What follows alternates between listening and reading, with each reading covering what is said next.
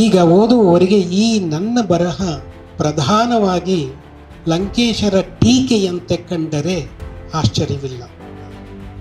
ಅದೇ ಅಕಸ್ಮಾತ್ ನಟರಾಜ್ ಲೇಖಕರ ಬಗ್ಗೆ ತೀರಾ ವಿಮರ್ಶಾತ್ಮಕವಾಗಿ ಅಥವಾ ಕಟುವಾಗಿ ಬರೆದಿದ್ದರೆ ನನ್ನ ಬರಹ ಸಹಜವಾಗಿಯೇ ಲಂಕೇಶರ ಗುಣಗಾನಕ್ಕೆ ಮೀಸಲಾಗಿರುತ್ತಿತ್ತು. ಅಂದರೆ is very objective about that. ಅವರಿಗೆ ಲಂಕೇಶರ ಬರಹ, ಅವರ ಎಲ್ಲ ಪ್ರಯೋಗಗಳ ಬಗೆಗೆ ಮೆಚ್ಚುಗೆ ಅಥವಾ ಒಪ್ಪಿಗೆ ಇದ್ದರೂ ಕೂಡ ಅವುಗಳಲ್ಲಿ ಇರ್ತಕ್ಕಂಥ ಹುಳುಕುಗಳನ್ನು ಎತ್ತಿ ತೋರಿಸ್ತಕ್ಕಂಥ ಒಂದು ನಿಷ್ಠುರತೆ, ಶಂಕರರು ಆ ತತ್ವಗಳಲ್ಲಿ ನಿಜವಾದ ಶ್ರದ್ಧೆಯನ್ನು ಇಟ್ಕೊಂಡಿದ್ದಂಥವ್ರು. ಲೇಖನದ ಕೊನೆಯಲ್ಲಿ ಅವ್ರು ಹೇಳ್ತಾರೆ,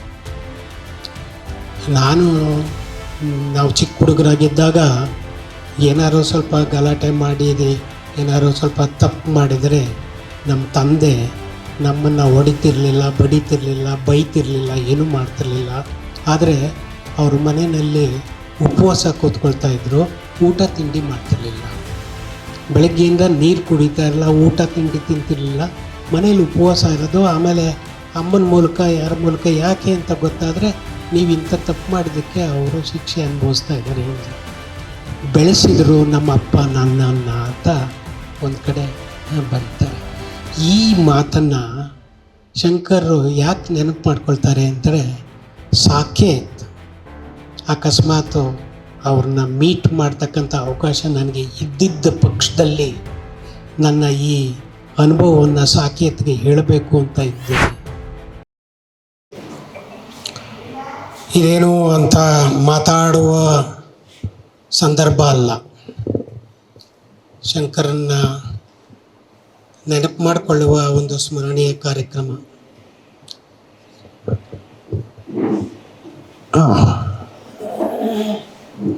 ಶಂಕರರು ನಾನು ಎದುರು ಬದರಾದರೆ, ನಾನು ಅವ್ರನ್ನ ಮೊದಲು ನೋಡಿದರೆ ಅಥವಾ ಅವರು ನನ್ನನ್ನು ಮೊದಲು ನೋಡಿದರೆ, ನಮ್ಮ ನಡುವೆ ನಡೀತಾ ಇದ್ದಂಥ ಒಂದು ಸಂಭಾಷಣೆ ಏನು ಅಂದರೆ, ಅವ್ರು ನನ್ನನ್ನು ನೋಡಿದಾಗ ಏನು ರೀ ಸರ ಅನ್ನೋನು, ನಾನು ಯಾಕೆ ರೀ ಸರ ಅಂತೀನಿ. ಅಥವಾ ಈ ಡೈಲಾಗು ನಮ್ಮ ನಡುವೆ ಎಕ್ಸ್ಚೇಂಜ್ ಆಗ್ತಿತ್ತು. ಅವರ ಅದನ್ನು ಹೇಳೋರು ಅಥವಾ ನಾನು ಅದನ್ನು ಯಾಕೆ ಹೇಳ್ತಾ ಇದ್ದೀನಿ ಅಂದರೆ, ನಾವಿಬ್ಬರು ಈ ಹಳೆ ಮೈಸೂರು ಭಾಗದಿಂದ ಧಾರವಾಡಕ್ಕೆ ಹೋದವರು. ಧಾರವಾಡದಲ್ಲಿ ಒಂದು ಕಡೆ ಇದ್ದಾಗ ಒಂದು ರೂಮ್ನಲ್ಲಿ ವಾಸ ಮಾಡ್ತಾ ಇದ್ದ ಸಂದರ್ಭದಲ್ಲಿ ಧಾರವಾಡದ ಭಾಷೆ ನಮ್ಮಿಬ್ಬರಿಗೂ ಭಾಳ ಆಪ್ಯಾಯಮಾನವಾಗಿರ್ತಾ ಇತ್ತು.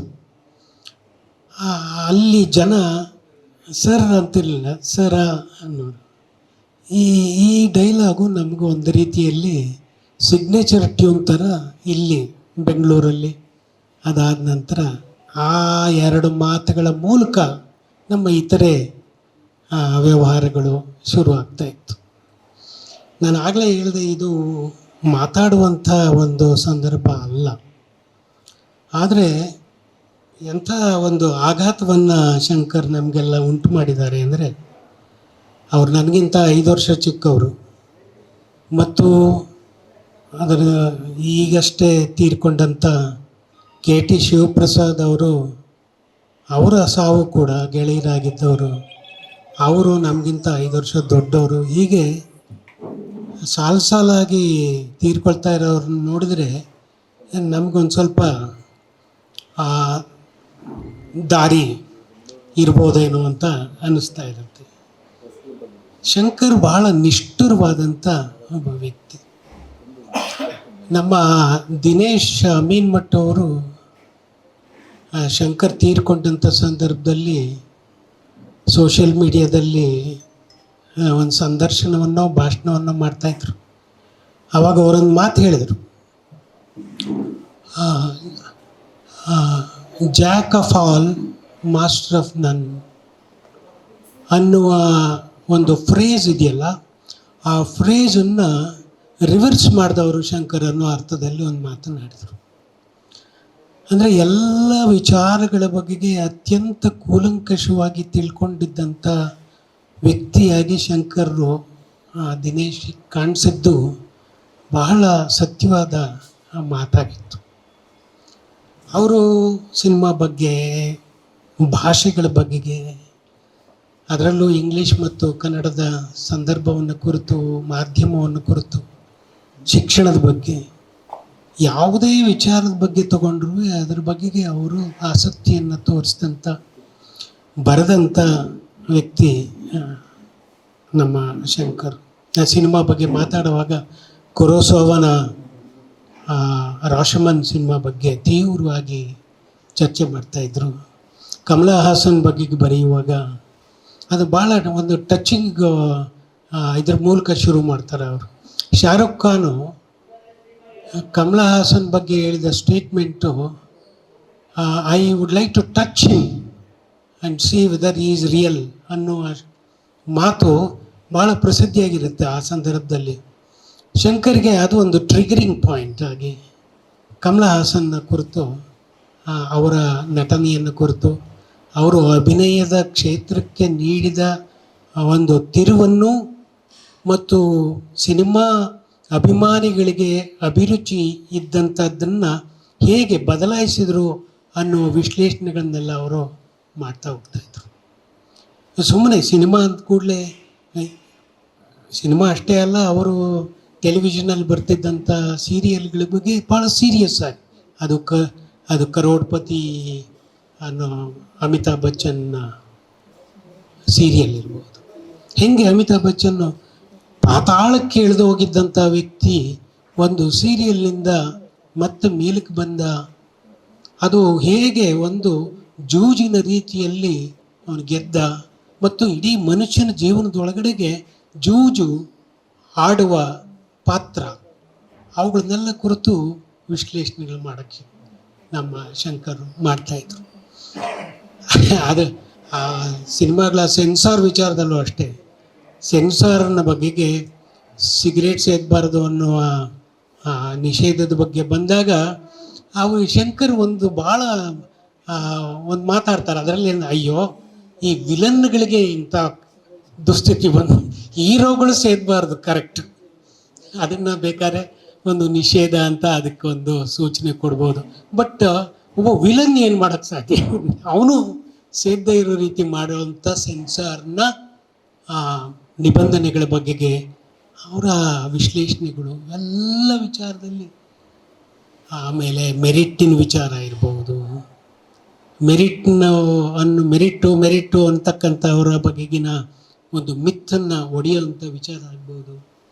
ಇವೆಲ್ಲವೂ ರಾಜಕಾರಣ ಇರ್ಬೋದು, ಎಮರ್ಜೆನ್ಸಿ ಇರ್ಬೋದು, ಇಂದಿರಾ ಗಾಂಧಿ ಇರ್ಬೋದು, ಎಲ್ಲ ಕ್ಷೇತ್ರದಲ್ಲೂ ಅವರು ತಮ್ಮ ಛಾಪನ್ನು.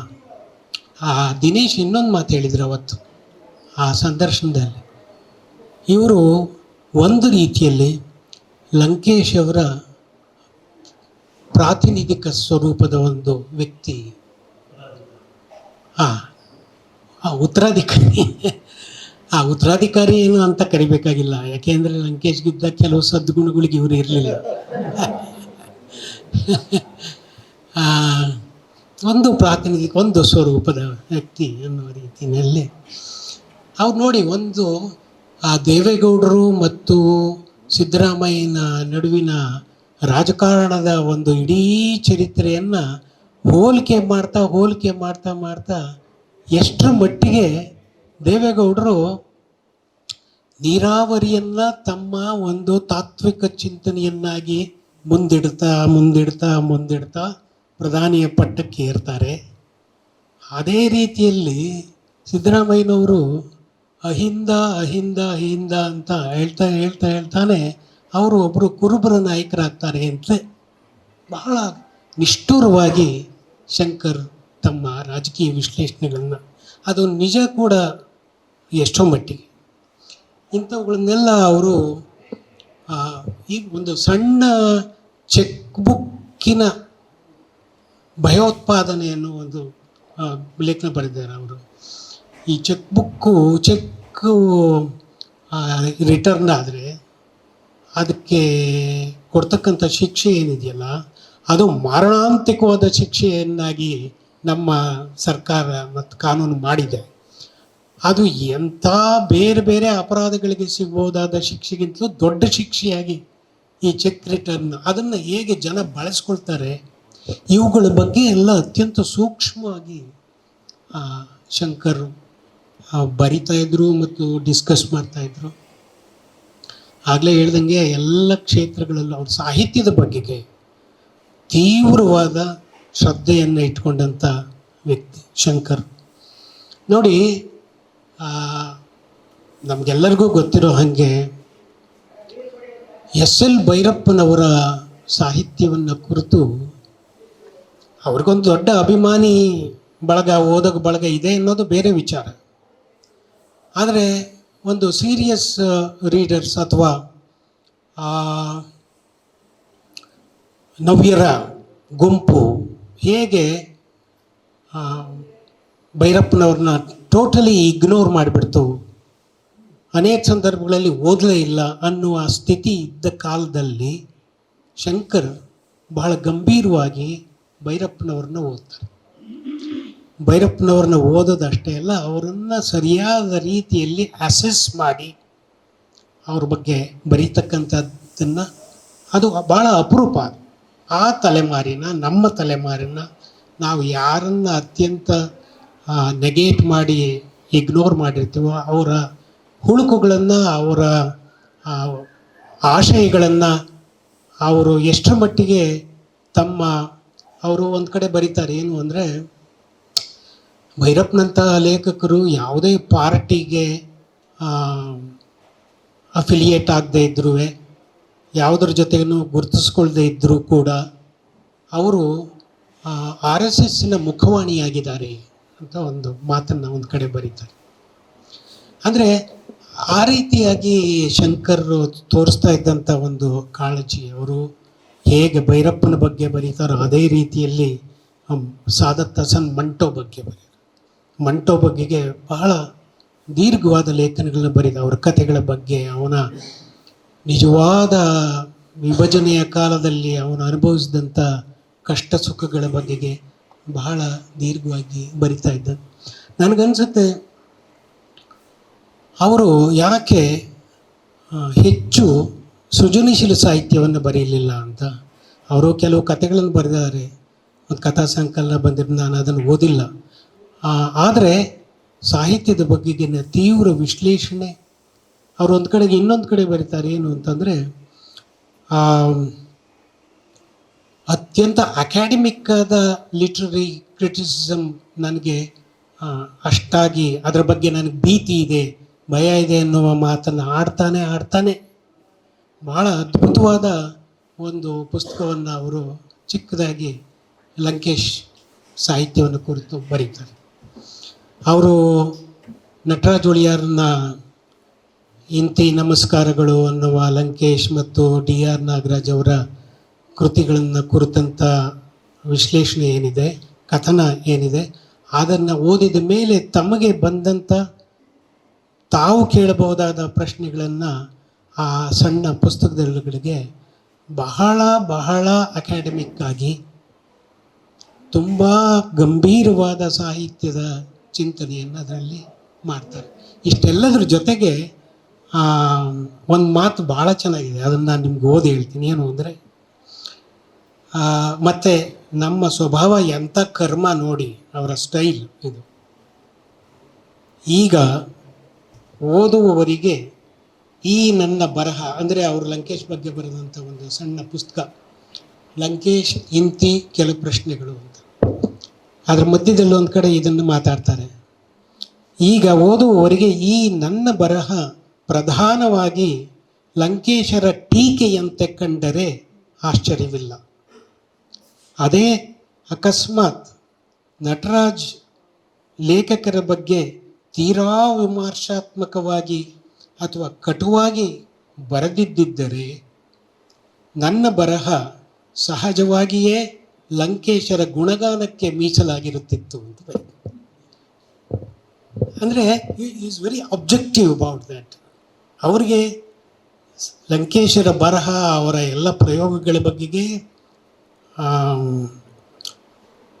ಮೆಚ್ಚುಗೆ ಅಥವಾ ಒಪ್ಪಿಗೆ ಇದ್ದರೂ ಕೂಡ ಅವುಗಳಲ್ಲಿ ಇರ್ತಕ್ಕಂಥ ಹುಳುಕುಗಳನ್ನು ಎತ್ತಿ ತೋರಿಸ್ತಕ್ಕಂಥ ಒಂದು ನಿಷ್ಠುರತೆ. ಇವರೆಲ್ಲ ಅದನ್ನೇನು ಗ್ಯಾಂಗ್ ಅಂತ ಕರಿಬಾರ್ದು, ಗ್ರೂಪ್. ಲಂಕೇಶ್ ಜೊತೆ ಕೆಲಸ ಮಾಡಿದಂಥ 5-6 ಜನ ಕೆಲಸಗಾರರು ಅವರಿಂದ ಬಿಟ್ಟು ಬಂದಾಗ ಒಂದು ತಾತ್ವಿಕ ಕಾರಣಕ್ಕಾಗಿ ಬಿಟ್ಟು ಬರ್ತಾರೆ. ಅದು ನನಗೆ ಯಾವಾಗಲೂ ನೆನಪಾಗೋದೇನು ಅಂತಂದರೆ, ಈ ಲಂಕೇಶ್ ತೀರ್ಕೊಂಡ್ಮೇಲೆ ಕೆಲವರು ಅವರ ಮಾರ್ಚ್ 8ನೇ ತಾರೀಕು ಕೆಲವು ಕಾರ್ಯಕ್ರಮಗಳು ಮಾಡ್ತಿರ್ತಾರೆ ಅವಾಗ. ಅಂಥದ್ದೊಂದು ಕಾರ್ಯಕ್ರಮ ರವೀಂದ್ರ ಕಲಾಕ್ಷೇತ್ರದಲ್ಲಿ ನಡೀತು ಆ ವರ್ಷ. ಲಂಕೇಶ್ ನೆನಪು ಮಾಡ್ಕೊಳ್ಳೋಕ್ಕೆ ಅದಕ್ಕೆ ಚಂದ್ರಶೇಖರ್ ಪಾಟೀಲ್ರನ್ನ ಕರೆದಿದ್ದರು. ಆ ಚಂದ್ರಶೇಖರ್ ಪಾಟೀಲ್ರು ಮಾತಾಡ್ತಾ ಒಂದು ಮಾತನ್ನಾಡಿದ್ರು. ಏನು ಅಂದರೆ, ಅಷ್ಟೊತ್ತಿಗೆ ಯಾವ ಪಾಟೀಲ್ರು ಅವರಿಂದ ದೂರ ಆಗಿದ್ದರು. ಅವ್ರೇನು ಹೇಳಿದರು ಅಂದರೆ, ಲಂಕೇಶ್ ಪತ್ರಿಕೆ ಏನು ಮಾಡ್ತಾಯಿತ್ತು ಅಂತಂದರೆ, ಯಾರೋ ಒಬ್ಬ ಭ್ರಷ್ಟ ರಾಜಕಾರಣಿಯೋ ಅಧಿಕಾರಿಯೋ ಅವನ ಬಗೆಗೆ ಅವನ ಭ್ರಷ್ಟತೆ ಕುರಿತು ಬರೆದ್ಬಿಡೋದು,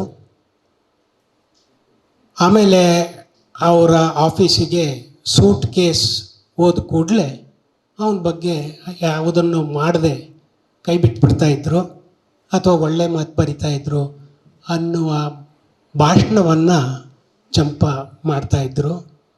ಆಗ ಪ್ರೇಕ್ಷಕರಲ್ಲಿ ಕೂತಿದ್ದ ಶಂಕರ್ ಎದ್ದು ನಿಂತು, ಪಾಟೀಲ್ರೇ, ನಿಮಗೆ ಯಾವುದಾದರೂ ಸಬೂತು, ಯಾವುದಾದ್ರೂ ಅದಕ್ಕೆ ಎವಿಡೆನ್ಸು ಇದ್ದರೆ ಅದನ್ನು ಇಟ್ಕೊಂಡು ಮಾತಾಡಬೇಕೇ ಹೊರತು ಈ ರೀತಿಯಾದ ಯಾವುದೇ ಆಪಾದನೆಗಳನ್ನು ನೀವು ಮಾಡಬಾರ್ದು ಅಂತ ಬಹಳ ಒಂದು ಖಡಕ್ಕದ ಧ್ವನಿಯಲ್ಲಿ ಆ ಸಭಿಕರು ಎಲ್ಲರಿಗೂ ಆಶ್ಚರ್ಯ ಆಗೋ ಹಾಗೆ ಶಂಕರ್ ನಡ್ಕೊಂಡ್ರು. ಅವರಿಗೆ ತಾತ್ವಿಕ ಭಿನ್ನಾಭಿಪ್ರಾಯ ಇದ್ದರೂ ಕೂಡ ಅವರು ಎಷ್ಟರ ಮಟ್ಟಿಗೆ ಆಬ್ಜೆಕ್ಟಿವ್ ಆಗಿದ್ದರು ಅನ್ನೋದಕ್ಕೋಸ್ಕರ ನಾನು ಆ ಮಾತನ್ನು ಈ ಸಂದರ್ಭದಲ್ಲಿ ನೆನಪು ಮಾಡ್ಕೊಳ್ಳೋಕ್ಕೆ ಇಷ್ಟಪಡ್ತೀನಿ. ಗಾಂಧಿಯನ್ನು ಬಹಳ ತೀವ್ರವಾಗಿ ನಂಬಿದಂಥ ವ್ಯಕ್ತಿ. ಅದಕ್ಕೆ ಬಹುಶಃ ಅವರ ತಂದೆಯವರು ಕೂಡ ಕಾರಣ ಆಗಿರ್ಬೋದು. ಏಕೆಂದರೆ ಒಬ್ಬ ಸ್ವಾತಂತ್ರ್ಯ ಯೋಧನ ಮಗನಾಗಿ ಶಂಕರರು ಆ ತತ್ವಗಳಲ್ಲಿ ನಿಜವಾದ ಶ್ರದ್ಧೆಯನ್ನು ಇಟ್ಕೊಂಡಿದ್ದಂಥವ್ರು. ಈ ಸಾಕೇತನ ಪ್ರಕರಣ ಬಂದಂಥ ಸಂದರ್ಭದಲ್ಲಿ ಅವನ ಹತ್ಯೆ ಅಥವಾ ಅವನ ಎನ್ಕೌಂಟರ್ ಅಥವಾ ಏನು ಆಯ್ತಲ್ಲ, ಆ ಸಂದರ್ಭವನ್ನು ನೆನಪು ಮಾಡಿಕೊಂಡು ಶಂಕರ್ ಬರೀತಕ್ಕಂಥ ಮಾತುಗಳು ಬಹಳ ಲೇಖನದ ಕೊನೆಯಲ್ಲಿ ಅವ್ರು ಹೇಳ್ತಾರೆ, ನಾವು ಚಿಕ್ಕ ಹುಡುಗರಾಗಿದ್ದಾಗ ಏನಾದ್ರು ಸ್ವಲ್ಪ ಗಲಾಟೆ ಮಾಡಿದೆ, ಏನಾದ್ರು ಸ್ವಲ್ಪ ತಪ್ಪು ಮಾಡಿದರೆ ನಮ್ಮ ತಂದೆ ನಮ್ಮನ್ನು ಹೊಡಿತಿರ್ಲಿಲ್ಲ, ಬಡಿತಿರಲಿಲ್ಲ, ಬೈತಿರಲಿಲ್ಲ, ಏನೂ ಮಾಡ್ತಿರ್ಲಿಲ್ಲ. ಆದರೆ ಅವ್ರ ಮನೆಯಲ್ಲಿ ಉಪವಾಸ ಕೂತ್ಕೊಳ್ತಾಯಿದ್ರು, ಊಟ ತಿಂಡಿ ಮಾಡ್ತಿರ್ಲಿಲ್ಲ. ಬೆಳಗ್ಗೆಯಿಂದ ನೀರು ಕುಡಿತಾ ಇರಲಿಲ್ಲ, ಊಟ ತಿಂಡಿ ತಿಂತಿರಲಿಲ್ಲ, ಮನೇಲಿ ಉಪವಾಸ ಇರೋದು. ಆಮೇಲೆ ಅಮ್ಮನ ಮೂಲಕ ಯಾರ ಮೂಲಕ ಯಾಕೆ ಅಂತ ಗೊತ್ತಾದರೆ, ನೀವು ಇಂಥ ತಪ್ಪು ಮಾಡಿದ್ದಕ್ಕೆ ಅವರು ಶಿಕ್ಷೆ ಅನುಭವಿಸ್ತಾ ಇದ್ದಾರೆ ಅಂತ ಬೆಳೆಸಿದರು ನಮ್ಮ ಅಪ್ಪ ನನ್ನನ್ನು ಅಂತ ಒಂದು ಕಡೆ ಬರೀತಾರೆ. ಈ ಮಾತನ್ನು ಶಂಕರರು ಯಾಕೆ ನೆನಪು ಮಾಡ್ಕೊಳ್ತಾರೆ ಅಂದರೆ, ಸಾಕೇತ್ ಅಕಸ್ಮಾತ್ ಅವ್ರನ್ನ ಮೀಟ್ ಮಾಡ್ತಕ್ಕಂಥ ಅವಕಾಶ ನನಗೆ ಇದ್ದಿದ್ದ ಪಕ್ಷದಲ್ಲಿ ನನ್ನ ಈ ಅನುಭವವನ್ನು ಸಾಕೇತ್ಗೆ ಹೇಳಬೇಕು ಅಂತ ಇದ್ದೆ. ಅಂದರೆ ಅವರು ಅಹಿಂಸೆಯ ಬಗೆಗೆ ಅವನಿಗೆ ಹೇಳ್ಬೋದಾದ ಮಾತನ್ನು ನೆನಪು ಮಾಡಿಕೊಂಡು ತಮ್ಮ ಲೇಖನ ಬರೀತಾರೆ. ಹೀಗೆ ಆ ಶಂಕರ್ ಬಗ್ಗೆ ತುಂಬಾ ಹೇಳ್ತಾ ಹೋಗ್ಬೋದು. ಅವರ ಕೋಟ್ಕಾನಹಳ್ಳಿ ರಾಮಯ್ಯ ಇವರೆಲ್ಲ ಹೇಳಿದಂಥ ಕತೆಗಳನ್ನು ಅವನ್ನೆಲ್ಲ ಬಳಸ್ಕೊಂಡು ಅದನ್ನು ಬೆಳೆಸ್ಕೊಂಡು ಮಾಡ್ತಕ್ಕಂಥ ಬರವಣಿಗೆ, ಅದನ್ನೆಲ್ಲ ತುಂಬ ಗಂಭೀರವಾದ ಒಬ್ಬ ಗೆಳೆಯ. ನಾನು ಅವರು ಧಾರವಾಡದಲ್ಲಿ ಪ್ರತಿದಿನ ರಾತ್ರಿ ಈವ್ನಿಂಗು ಕಾಲ ಕಳೆಯುವ ಸಂದರ್ಭದೊಳಗಡೆ ಅನೇಕ ಚರ್ಚೆಗಳನ್ನು, ಮಾತುಗಳನ್ನು ಆಡ್ತಾ ಇದ್ದ ನೆನಪುಗಳು. ನನ್ನ ಕೆಲವು ಲೈಬ್ರರಿ ಪುಸ್ತಕಗಳು ಕೂಡ ಶಂಕರ್ ಹತ್ರನೇ ಇರ್ಬೋದು ಅಂತ ನನಗೊಂದು ಅನುಮಾನ ಇದೆ. ಆಗ ಅಷ್ಟು ಮಟ್ಟಿಗೆ ನಾವು ಒಂದಾಗಿ ಊಟ ತಿಂಡಿ ಚಹಾ ಒಟ್ಟಿಗೆ ಮಾಡ್ತಾ ಧಾರವಾಡದಲ್ಲಿ ಓಡಾಡ್ತಾ ಕಾಲ ಕಳೀತಾ ಇದ್ವಿ. ಅವರು ನಮ್ಮ ನಡುವೆ ಇವತ್ತಿನ ದಿವಸ ಇಲ್ಲದೇ ಇರ್ತಕ್ಕಂಥದ್ದು. ಅವರು ಟಾಲ್ಸ್ಟಾಯ್ನ ಒಂದು ಕಥೆಯ ಬಗೆಗೆ ಎಷ್ಟು ದೀರ್ಘವಾಗಿ ಬರೀತಾರೆ. ಅದು 120 ವರ್ಷದ ಹಿಂದಿನ ಒಂದು ಕ್ರೂಟ್ಸರ್ ಸೊನಾಟ ಅನ್ನುವ ಕಥೆಯ ಬಗೆಗೆ ಬರೀತಾರೆ ಶಂಕರ್.